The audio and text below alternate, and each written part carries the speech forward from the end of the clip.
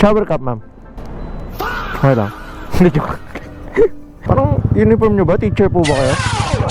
Ah, hindi. Sorry. Or pharmacist, parang gano'n. Laki ng tip. Gusto mo makita? Ano? Ganito kalaki, oh.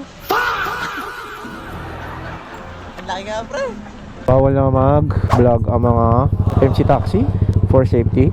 Nakaka-distract naman is yung, halimbawa, ganito, nagmumotor ako, tapos may pasayero ako, tapos nagsi-cellphone ako, nag-Facebook ako, nag-YouTube ako, nanonood ako ng ano, nag-scatter ako, nagsusugal ako. Pero ang opinion ko naman dito, dahil naka Bluetooth intercom naman tayo, which is itong Freedcon intercom, kaya ang kinagandaan nito yun, safe din talaga pag nag-uusap kayo kasi nasa loob lang kayo ng helmet. So ayun guys, meron tayong booking, first booking. Dalian natin kasi baka magalit ang ating pasero. Ayan, naka-movie tayo. So first booking papuntang Makati. Nandito tayo sa may tambahan natin. Ang pick up ay doon sa shore. Lagi naman. Madalas doon tayo nakaka-pick up. Pabango tayo. Ang gamit natin ngayon ay Baby Boy. Let's go, let's get it. Okay, so tara. Bango. May Baby Boy. Punta na natin to. Let's go. Shore 2, Tower 1. Shore 2, Tower 1. Aimee. Aimee? Aimee? Aimee, Aimee. I miss you. What? Ma'am Aimee? Hello? Shower cup, ma'am. Okay lang. Hindi, joke. Laki, no? Kompleto ka, ma'am. May shower cup ka na. May face mask ka pa.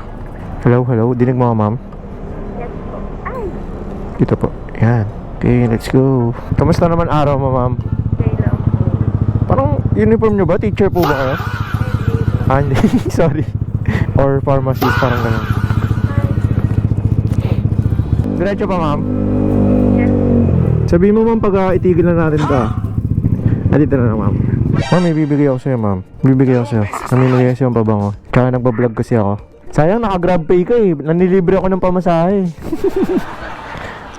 Okay lang. Opo, ma'am. Follow mo, ma'am. Ito yung page ko, ha.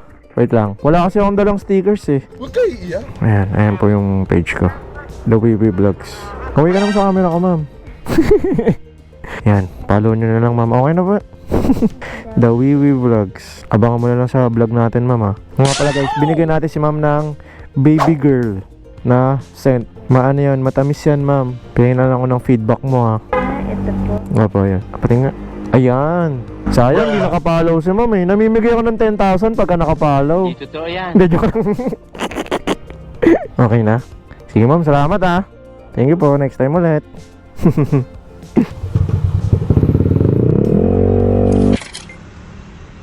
Hello? Sa Movit po? Hello. Hello po, sa Movit po. Yes po. Opo, confirmation lang ma'am, pahintay lang po, medyo malayo kasi ako. Okay lang po. Sige po, bye. Thank you. MOA pick up guys, MOA. Sana natin, uniform lang tayo. Let's go. Nani? Oops, mag-spray pala muna tayo, konti lang. Memory pa tayo, pero pakita ko lang, ito, gamit natin. Baby Boy. Isa lang. Good evening, ma'am. Shower cup ka, ma'am. Kara po. Dito ba tayo, ma'am? Sa kabila? Sa kabila. Okay na. Grab pay pala. Thank you po. Tahimik na, ma'am, guys. Hindi natin nakausap. Pero nagsubok naman tayo. Pero wala eh. Okay lang. Nakapag-ano tayo. Nakapag-gala tayo. Nangyayari naman akong bigyan siya ng pabango. Kasi hindi nga natin nakausap. Baka ma-weirdoan siya sa atin. Kaya tumahimik na lang ako, guys. Ganun talaga. Maraming nangyayari na ganyan. So iba, hindi ko na ina-upload kasi wala naman din ano. Walang kwela na eksena. So yun, hanap pa tayo ng isa pang booking, guys. Last booking na siguro. Nakatatlo lang tayo. Sa totoo lang, na-stress kasi ako eh. Kaya ako hindi ako nakabiyahe. Alam niyo yun? May sinend sa akin yung yung airmat ko. Kung napanood niyo yung yung sa balita, yung pinagsasak rider para agawin lang sa kanya yung NMAX version 2 ata yun eh. Yun. Parang naalala ko yung times na na-hold up ako. Actually, 1 year na sakto ngayon yun eh. Simula nangyari sa akin yung pang-hold up sa may kawayan. Isang taon na yun. So parang na-stress ako. Ito pa rin talaga yung trauma na nagagawa pagka nangyari na sa'yo yun tapos napanood mo. Pero ito pa rin tayo, sumusugal pa rin. Bahala na ang Diyos sa atin. Palakasan na lang ng guardian angel, sabi nga doon. So yun na, hanap na tayo ng booking. Balik tayo sa base natin. Wala tayong booking guys. Pre, marami ka nang tip kanina. Wala, ang laki ng tip ko kanina eh. Binigay. Partida, alam, vlogger pa ako. Siyempre isipin nun, may pera na ako, diba? Ang laki ng tip, gusto mo makita? Gusto, nahiya ako, laki. Nahiya nga ako, pre. Ganito ka laki, oh. Ang laki nga, pre. Tama ka sa vlog ko, oy. O, diba guys? Ang laki ng tip ko. Nakalimutan ko ano, i-prank yung customer ko. Pre, ang laki ng tip ko kanina, oh. Literal na malaki, no? O, click na yellow basket, meron yung sa yellow basket. Uwi na tayo guys, wala na tayo ma-vlog. Wala na yung mga best friend natin, nagsipag-asawa na. Yo guys, wala na talagang booking. I mean, meron naman lumalabas. Pero siyempre namimili tayo ng mga lugar lang kung saan natin alam. I mean, kung kabisado natin yung daan, ganun. Or kung hindi delikado. Something like that. Kwentuhan na lang tayo dyan, mga YouTube at Facebook friends. Tinatanong nila ako ano daw ba reaksyon ko tungkol dun sa kumakalat na balita. Ay, hindi lang pala basta kumakalat na balita. Ano ba tawag doon? Ano bang term doon?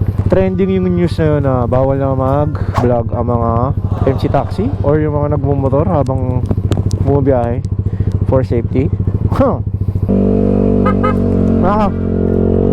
Inintindi natin at binasa naman natin.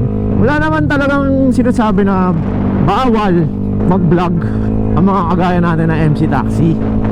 Ito sa pagkakaintindi ko lang to. Tapos correct nyo lang ako kung may makanood mo nito na expert or LTO mismo. Ang pagkakaintindi ko kasi bawal talaga. Kahit naman hindi nag-trending ngayon yung balita na yun, bawal talaga siya.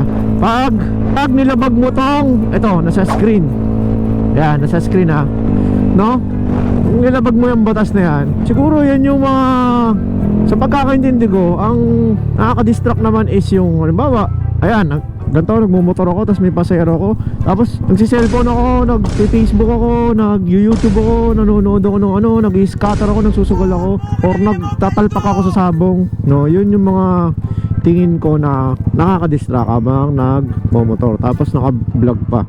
Diba? Meron din namang, kaya siguro pinagbawal, meron din namang mga vlog na, halimbawa, nagmumotor, tapos titingnan-tingnan yung pasahero na ganyan. May kaliwa ba sa right? Saan tumitingin, kung ano-anong ginagawa. Baka merong iba tumatayo, ganyan, hindi nakapokus sa kadaan. Yun siguro talagang pasok yon sa distraction at napakadelikado. Pero ang opinion ko naman dito, dahil naka Bluetooth intercom naman tayo, which is itong Freedcon intercom, kaya ang kinagandaan nito yun, safe din talaga pag nag-uusap kayo, kasi nasa loob lang kayo ng helmet, hindi nyo na kailangan lumingon dito para marinig lang ng pasahero nyo o ng backride nyo. Hindi na kailangan ng backride mo lumapit dito sa tenga mo para marinig niya lang yung sinasabi mo, o para marinig niya lang yung sinasabi ng backride mo, diba? Kaya maganda meron tayong Freedcon intercom. Feeling ko naman hindi naman bawal. Kagaya na ito, magdadrive ako na maayos at 5 years na rin tayong halos dito sa MC Taxi. Never pa tayong nadisgrasya, no? Never pa tayo nadisgrasya, never pa tayo nakadisgrasya, at safe na safe naman tayo. Kasi hindi naman tayo nag-exhibition, hindi naman tayo gumagawa ng mga kakaiba na bagay. Hindi tayo nag-one hand na ganyan, hindi tayo bumibitaw sa manibela, dalawang kamay, hindi tayo nag-gaganon, no? Hindi natin pinagdadrive yung pasahero natin. Ano ba? Kasing gano'n, di ba? So para sa akin, kung pati yung pakipag-usap sa pasahero gamit ang intercom, bawal. Ibig sabihin, bawal ka na rin ba makipagkwentuhan habang nasa taxi? Di ba? Alam niyo ng mga natataxi, lalo na yung mga extrovert. Alam mo yun, palakwento, may mga pasaherong gano'n. At meron din mga driver na gano'n. So ibig sabihin ba, yun? Pagbabawal na rin ba yun? Diba? Ito naman, hindi talaga bawal. Ang bawal lang talaga is yung makakadistract sa yung pagmamaneho. Hindi mo na makita kung ano yung nasa harapan mo. Hindi ka na aware kung ano yung nasa paligid mo. Correct me if I'm wrong. At kung bawal itong ginagawa ko, wala tayong magagawa. Kailangan natin sumunod at kailangan natin tumigil.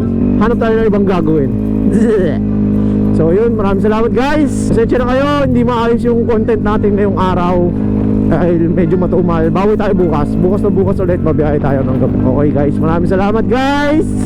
See you next vlog. The Wiwi Vlogs nga po pala nagpapaalala, lagi natandaan, lagi mag-iingat dahil lagi din may nag-aantay sa ating mga kuy tayo yung mga mahal natin sa buhay. Okay? Hanggang sa muli. That's it for today. Peace!